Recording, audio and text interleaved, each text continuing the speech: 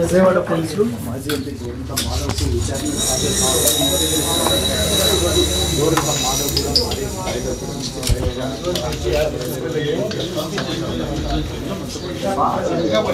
ఈరోజు బయలుదేరి cyber crime police station విజయవాడకు వెళ్ళటం జరుగుతుంది. జరిగి విజయవాడ పోలీసుకు ఎవరైతే కేసును రిజిస్టర్ చేసినారో ఆ ఇన్వెస్టిగేషన్ ఆఫీసర్కు సహకరిస్తానని సందర్భంగా తెలియజేస్తున్నాను. ఈరోజు బయలుదేరుతాం.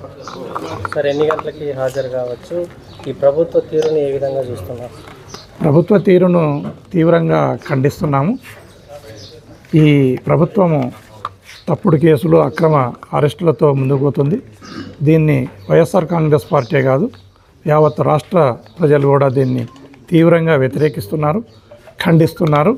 ఖచ్చితంగా దీనికి తగిన మూల్యం ఈ కూటమి ప్రభుత్వం చెల్లించుకోక తప్పదనేది తెలియజేస్తుంది.